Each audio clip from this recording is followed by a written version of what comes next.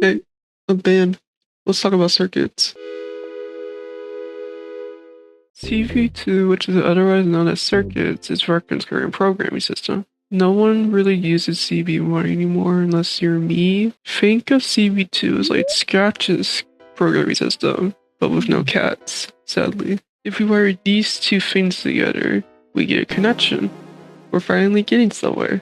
But what even is this? These are called chips, or nodes. And the little things on the side, those are called ports. They carry data from one chip to another. Each color on the ports means something. I'll quickly go through the list of them. Red means bull, green means int, blue means float, purple means string, kind of like rapping here. Yellow usually means player or object, and orange is execution, and this one's the most important one. Orange ports are the most important as they're the ones who activate the chip to begin with. When one activates, the chip gets read top to bottom, reading all the inputs, doing the work, and then setting the outputs. If a chip has an execution point, it only runs when it receives that signal. If it doesn't have an execution point, however, it runs when something needs its output. Execution usually starts with event receivers. They listen for something to happen, kind of like that. They also have pre-made events. Event receive senders are the opposite. They send those events. Events by themselves are custom-made events that you can make. It lets you create your own inputs and outputs. Remember those ports from earlier? They have variables. Variables store data. If two variables share the same name, they share the same data. This can be done with cloning. Circuit boards are an easy way to keep everything organized. You can go inside a circuit board with the edit button. My way of organizing those is just recolor the chips, which most people don't know.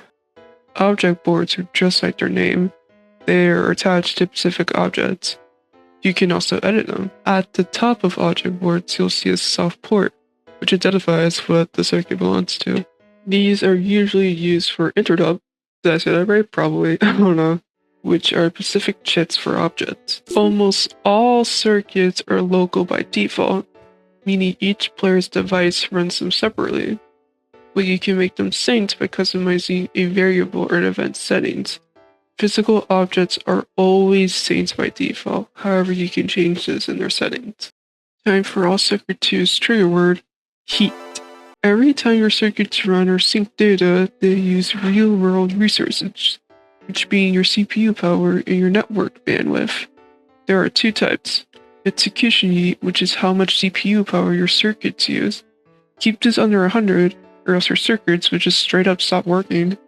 And sync heat, which is how much network traffic your circuits use, which essentially means that everyone sees the same thing.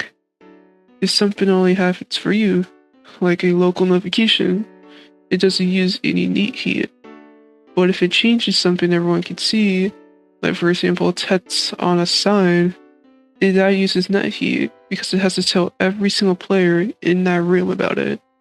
If you send too many of those updates, record will stop you as your net heat maxes out, and syncing pauses until it cools off. You're currently limited to 32 sync events at a time. To add on to this, your chips are also limited by 7,500. Raccoon does occasionally increase them as CV2 gets better.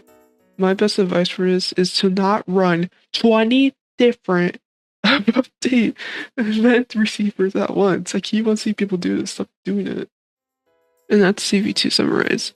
Hopefully I didn't miss anything, but if I did, that's okay, because you could probably just figure it out yourself. Base flight to learn CV2, pick a random chip and experiment with it. Or to get CV2 class, because you get a cool gown out of it. Thanks for watching, I'm banned. Go make something.